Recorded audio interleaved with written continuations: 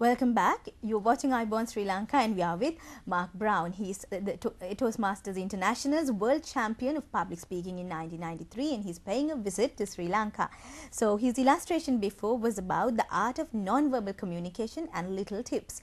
So Mark, to elaborate further, I would also ask you a question because a lot of people want to speak sometimes when they're learning new languages. Maybe it is English, but there is a fear in getting up and talking or even talking just with a stranger if they're not very good at the language. There's a fear that sometimes grips us. So how can you overcome that and actually first be a speaker in the day-to-day life and then also go to public speaking?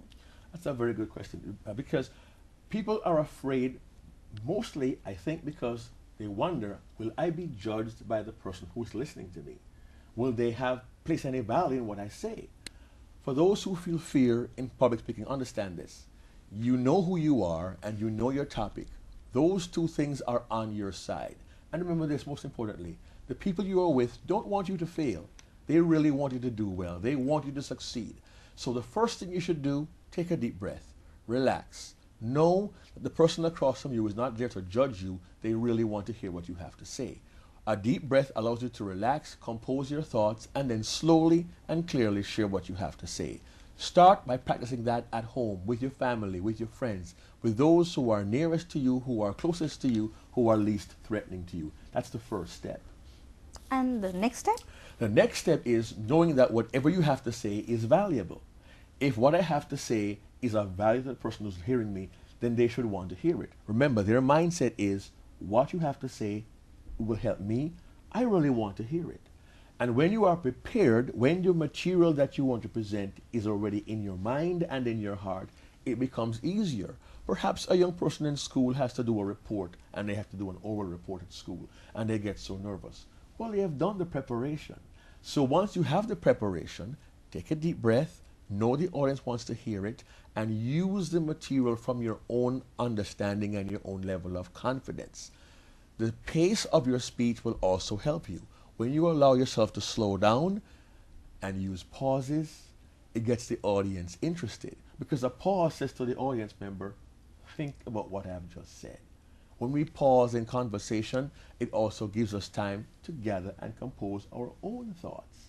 Here is a way to really practice.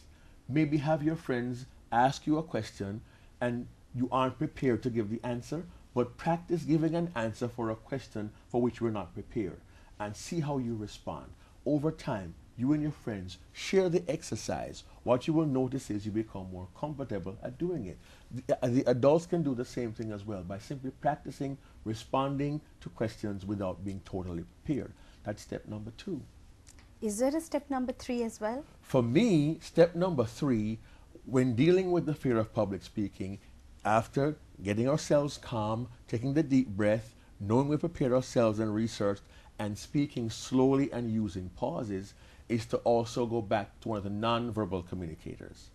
Try to establish eye contact with everyone in the room at some point during what you have to say if you are doing a presentation.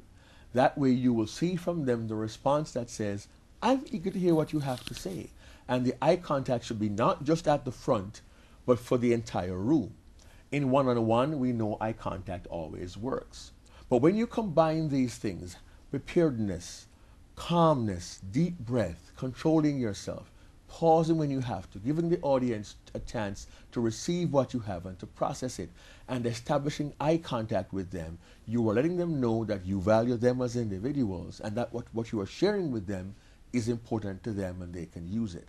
For young people who are students, if you're given a chance to do a school presentation or a class presentation, certainly practice these techniques. And before you get to the classroom, practice at home. The best audience is your family. They love you the most and they want to see you successful. That's one thing that young people can do to grow as public speakers. And you also speak a lot about positive thinking, Mark. So before we end the discussion, what can you tell about a positive mental attitude, the PMA? A positive mental attitude, I think, is important because